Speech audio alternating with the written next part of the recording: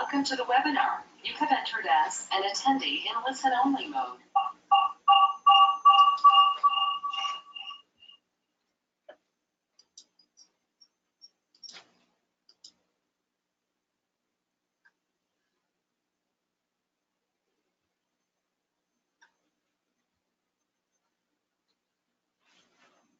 Click on here and control that.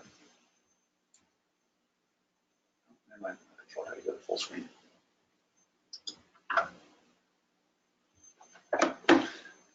Just a moment, everyone. Having a little technical difficulties with the screen. Be right with you.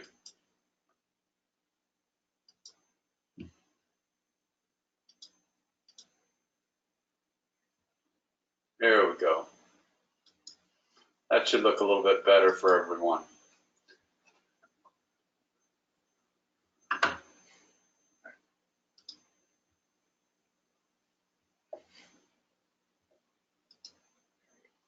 Okay. Thank you for that, everyone. A little technical difficulty. Just, what's a good webinar without a little technical difficulty to get started? Okay, I'd like to welcome everyone to our webinar for this month. What we're having is an SEO workshop. Basically, we want to teach you the basics. And in case you don't know, my name is Bob Nance. I'm a digital marketing consultant and the owner of Push Marketing. Now, before we get into the agenda, I just wanted to give you a quick, my story. I've been developing websites for about 20 years, since the late 90s. And we started doing search engine optimization in the early 2000s. Initially, we were developing websites more as a, brochure. Back then, you were just trying to get yourself online and be able to tell your story of what your company did. But we started recognizing that people, we would do a beautiful website, but no one would go to the site. So at that time, search engine optimization became something that was important to businesses, and everyone started to understand the importance of generating traffic. So that's kind of how we've been doing this for a number of years, and we've become quite good at it. So today, my goal is to teach you not to be necessarily an SEO technician, but as a business person, then we would like you to understand, what needs to be done to properly optimize your website. So these are the topics that we're going to cover, and I'm just going to start jumping in. So let's go into keyword research. First thing. Keyword research, we need to figure out which keywords that we're going to optimize the website. And that's going to depend on your services and your products. What are you selling? This website here is a restoration website. Possible keywords could be water damage, fire damage, mold removal. It's going to depend on the industry. So we need to research which keywords we're going to use. So we use a couple of tools. One tool that we use is called SEMrush. And so again, we're trying to figure out what are people searching for. So we're in home improvement. That's mainly, most of our customers are in home improvement. So I'm looking at solar panels for a customer, and just trying to figure out what are the popular keywords for that industry. So I'm starting with solar panels, and the program gives me some options: solar panels for home, solar panels for sale. So I dig a little deeper and gives me a full list, and the top search going along the top line here is solar panels. The volume's 165,000. What's the trend on this keyword? It's it's fairly flat, which is good. So it's staying approximately 165,000 a month. Keyword difficulty is about 80% out of 100% to fairly difficult to rank for this term. This SEMrush is also used for SEO research and also for paid search research. So it's letting us know what that average cost per click. It's also letting us know the competitive density for advertising. And there are certain search features that we won't get into today, but there happens to be 3 for this term. And the results, 392 million pages in the search engine results for this term. So very popular term, 165,000.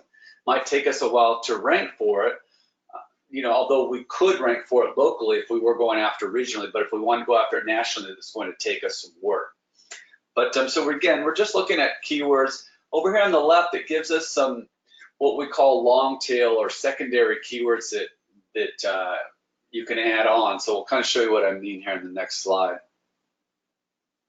So solar panels we were talking about. So we can also do so we click on the solar panel install, and we talk about solar panel installation.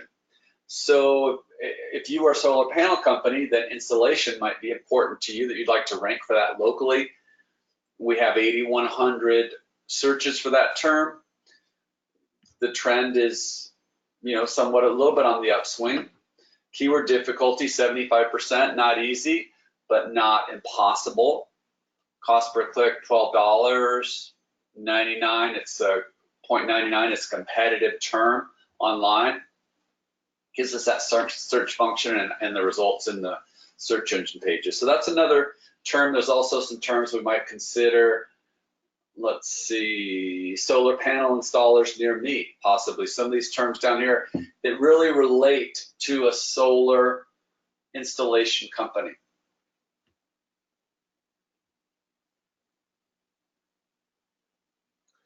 Another tool that we just showed you SEMrush. That's a paid service, by the way. Another service that we use here is Google Ads. Google Ads has a keyword research figure tool, and that's what this is. So we did the same thing. We put in solar panels. It gave us so keyed that in. It gave us results of similar 165,000 average monthly searches. The competition's high, and then they show it as $2.21. It also gives us some other ideas: solar energy, solar panel cost. These are just all keywords that we can decide that we want to rank for. Now that we've went through the process of determining what our industry keywords are, so we go through this. Takes a while looking at whatever industry is that we're researching, trying to figure out what are the best keywords for that particular industry. After we've developed our keyword list, then we start looking at keyword assignments. So keyword assignments, also known as keyword mapping. What we're doing is we're taking that list of keywords and we're going to assign it to different pages on the website where it makes sense. Okay, so keyword mapping. So we might have one keyword that we're going to assign to the home page, and we have a second keyword that we're going to assign to a head category page. Let's say solar panels page, and then down here maybe we have a solar panels installation, solar panels for sale, different content pages, right? But a lead category. And these up here in our hierarchy of our website, the more important keywords you're going to want to have at the higher level, and the lower, easier to rank for keywords you're going to have at lower level. Okay.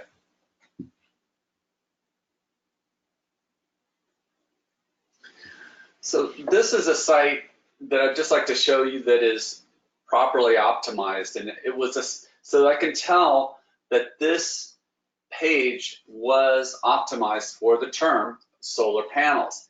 How do we know that? So it has solar panels in the meta title. We're going to talk about this a little bit more as we move into our presentation. It also has solar panels in the URL. And then if we notice on page here, it has solar panel financing, types of solar panels. As you can see, this page is all about solar panels, right? So this is the type of page that's going to rank really well, especially locally in a regional area for this term. And it does. They're a local company here in San Diego, and they rank well for that term, solar panels.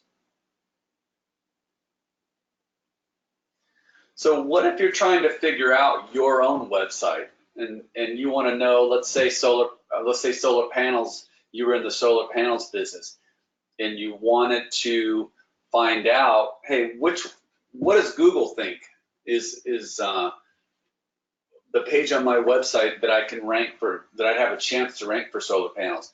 So you can do this little trick, solar panels, and then use the word site with a colon and your website, whatever that website is.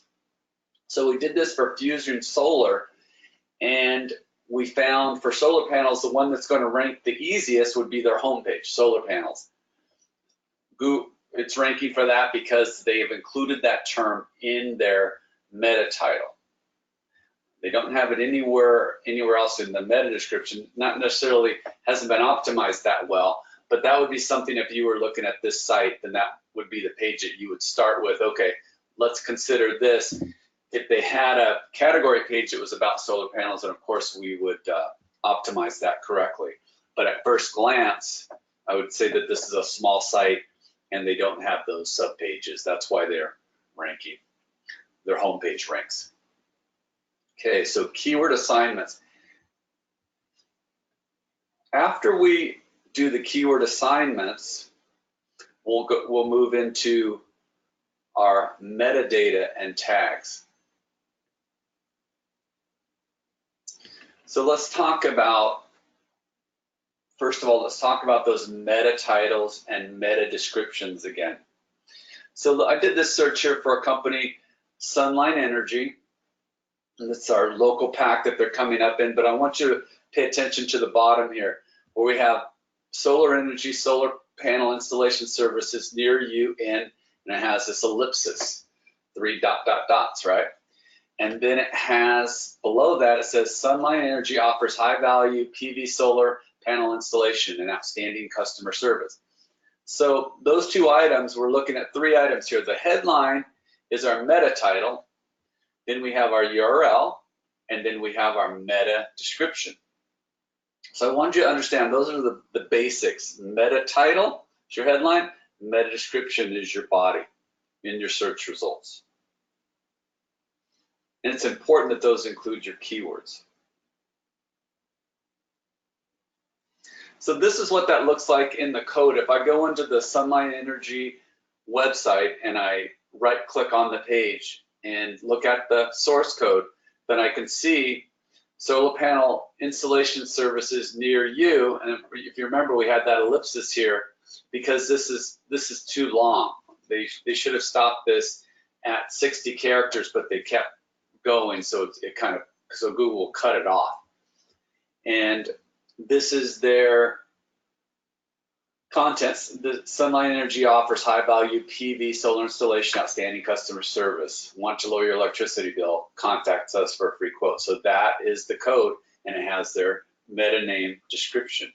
And you can do this if you view a page source on your website and do Control F for find and search for title, and you can look up the meta title and the meta description on any website to see how they're optimizing their site. Another important tag, we talked about meta titles, meta description.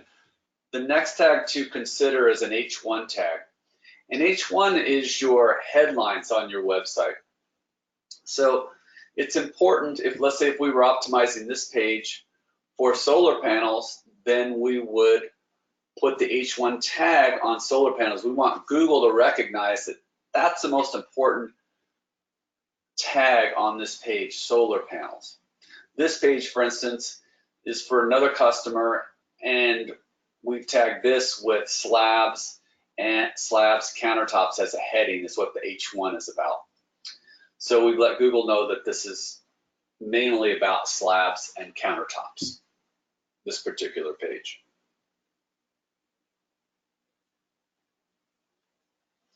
Another tag is alt tags. Alt tags is when you will tag your images. So this is another signal that Google uses that would say that that's what a page is about. So for instance, if this was again about solar panels, then we would have some pictures of solar panels on the page, and the alt code would say solar panels. So all those images would have something to do with solar panels, is how you would optimize that correctly. Just as an example for this website, this is prefabricated slabs and countertops is what we were going for on this page. So that is the alt tag that was used here. And this is a little bit of a mapping.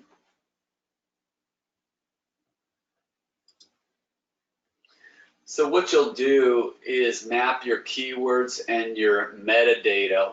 And this is might be a little bit hard to read. I'll try to read it for you. So the first column is the name of the page. The second column here is the URL. We have our targeted keywords in C. Also secondary. So we have a main, what we like to put as a main keyword and secondary keywords. We have a meta title that we're going to use. Maybe one exists and maybe one that we're overriding, like suggested. This gives us a link to make sure that we're staying under that 60 characters.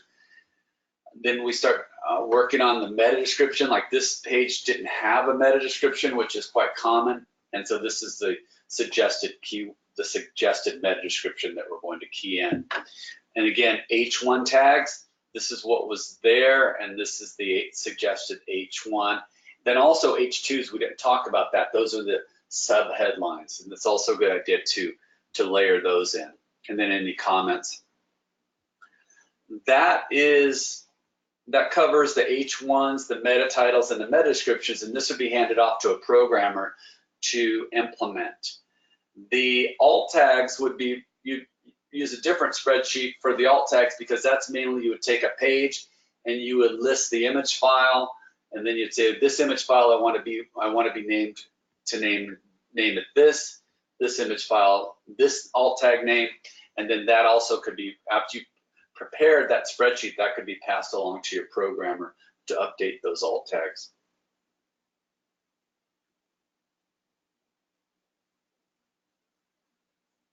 Okay, so now that we have the basic items implemented for our website, all of our tags, we have our keywords assigned. Now you want to start paying attention to what's happening with your website. This is something that Google wants to make sure that our websites are working well if they're going to send traffic to them.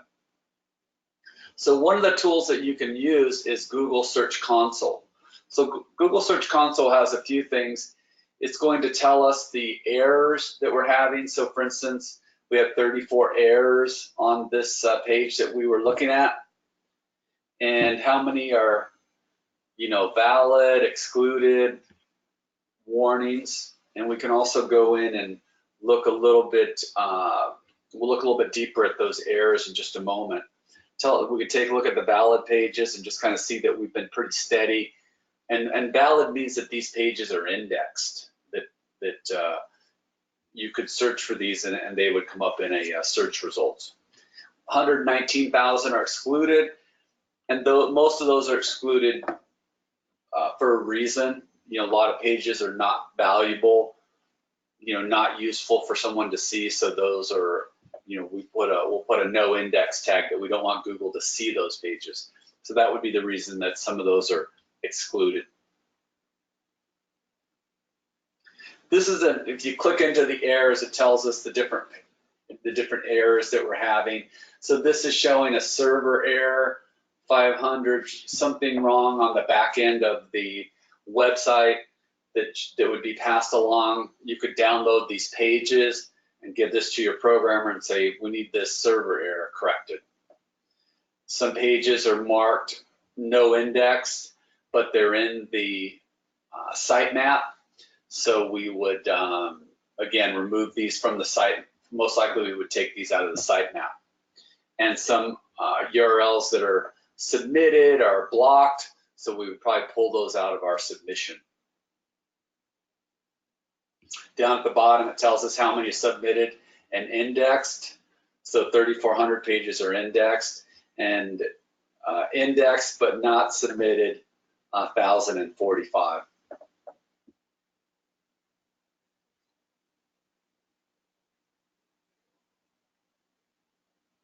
And here's showing us our performance, that we had 687,000 total clicks, 22 million impressions. This is over the last 3 months, 3% click-through rate, average position of 17 of all the terms that this website ranks for thousands of keywords. So as far as having a ranking of 17 on average, it's not bad when we're talking in the multi-thousand keyword range. So we talked about Search Console. That's a free tool from Google. Another tool, a couple of tools are Moz. So Moz will give you a report that's going to let you know the problems with the website, critical crawler issues, crawler warnings, metadata issues. Now, this part of search engine optimization definitely gets a little bit technical, and we're not going to go there today. These are things that that need to be looked at by someone who understands technical SEO and that can diagnose and then also come up with a solution on how to correct the issue. And then at that point, then it's passed along to a programmer to correct.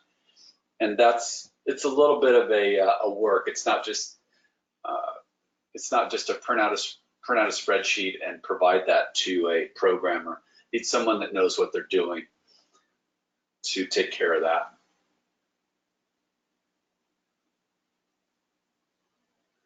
SEMrush is another tool. We talked about SEMrush for keyword research.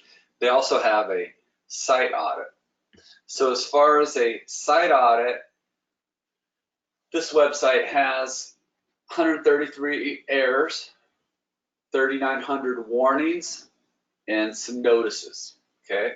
And it basically, we can key into either one of any of these issues and look at them and diagnose it, and then move that into a programmer to correct the issue.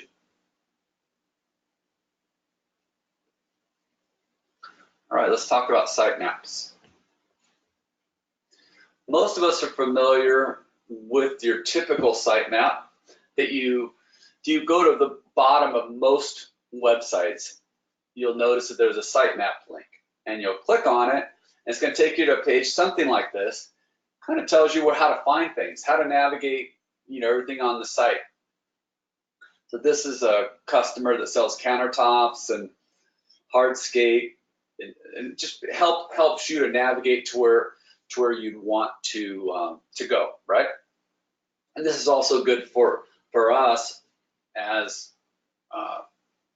search engine experts, that we utilize this to make sure that we're inserting the keywords that we want, and then directing them to that page that we're going after. For instance, granite countertops right here is linked to the granite countertops page that we want to rank for.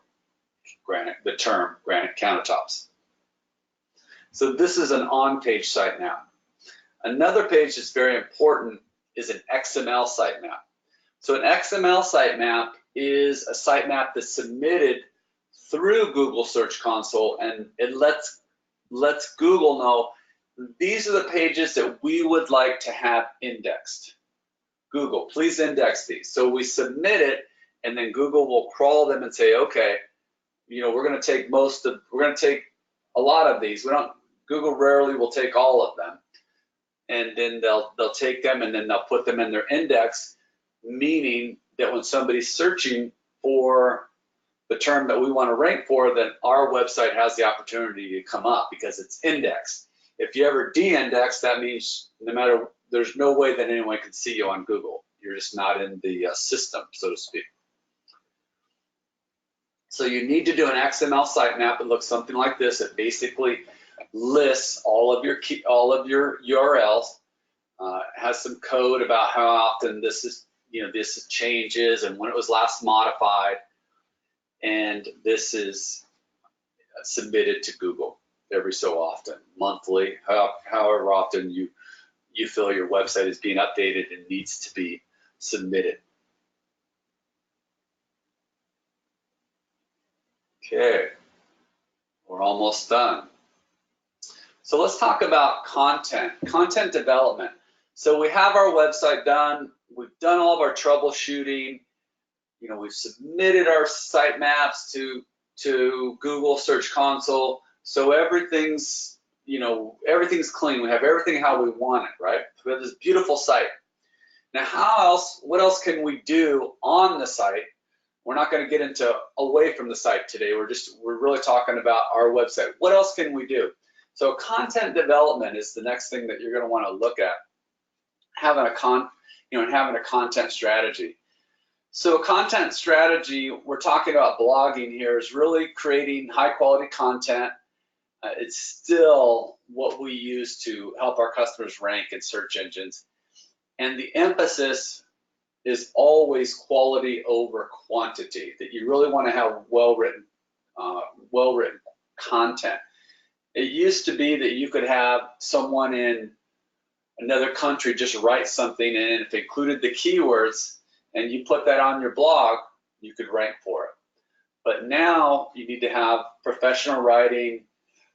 It can't be scraped. It has to be original. It has to be good grammar, punctuation, all those things. And most importantly, it also needs to include your keywords.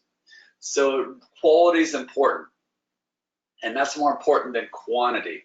Now, if you can do quality and quantity, then that's a winning combination right there. So let's talk a little bit about the content strategy. So this is a blog post that we did for a customer, and it's about the pros and cons of marble countertops. So this right here, marble countertops is one of our customers' keywords. And as you notice, if you'll notice in the first paragraph, marble countertops is one of the first things that we start talking about. Makes sense since that's what we're writing about. And we also link to other pages, but when it comes to countertops, we're linking to the page that were optimized for countertops. And we have these other links that we are hyperlinked to other parts of the website. So that's a good example of well-written, well-optimized blog that's Google's going to look through this, they're going to crawl it, they're going to see, that it's about marble countertops, that we're hyperlinking it back to our marble countertops page, and they're going to recognize that this is what we do. And we keep writing about marble countertops enough, then we're going to do very well in our, let's say, our regional area. And if we want to do international area, that's possible as well if that's what you were going after. But it's a bit more difficult. It takes a bit more time. Whereas local SEO can be done in a matter of, you can gain a marble countertops position over a few months, let's say 3 to 4 months, versus if you're trying to rank for the term marble countertops nationally, that could take you well over a year or two, and you'd have to have a very robust and deep website to be ranking for that term nationally. So another thing that's important, so we talked about blogging, and we talked about the pages that you're going to be creating, and it's also important that your product pages on your website include the terms that you want. Now, we talked about that a little bit when we looked at that solar panels website, and they had solar panel installation, different types of solar panels, right? So this is just another example to kind of close us out when we start talking about content. So when we're developing content, we're making sure that this page has a headline, H1, which we talked about quartz countertops. All of our images are going to have the alt tags. And then one other thing is we also want to make sure that we're talking about quartz countertops in our body type. So you can see here with Lowe's, Lowe's is ranking really high for this term quartz countertops nationally. One reason is their Lowe's. They have a very robust site with thousands, maybe hundreds of thousands of pages. And then they have this specific page that's focused on quartz countertops, and they're mentioning it here. I'm not showing, I didn't put the URL in the screen capture, but it also they have quartz countertops in their URL. So again, just wanted to point out that it's important in your descriptions that you're using your term, that's your target term. And quartz countertops was obviously the term here that Lowe's was going for. So that's what we want to make sure that we cover that on-page optimization. Now, those are the most important attributes that you can do to properly optimize a website. Again, really what I wanted to give you today is the basics. So you have an understanding of proper SEO and what it looks like. There's some areas that you can get deeper in with the troubleshooting, even content development, different meta tagging, and it definitely goes in a layer deeper. But I think this gives you a pretty good understanding, and that was my goal. I hope it was helpful. If you have any questions, please reach out to me. I'll just reply to one of our emails. We'll send a recording of this to everyone on the webinar. So when you receive that, you feel free to reply with any questions that you have. We hope you can join us again next month. We'll be talking about local SEO specifically. What things would you do differently to rank locally? So we look forward to seeing you then. Thank you very much for attending, and have a great rest of the day.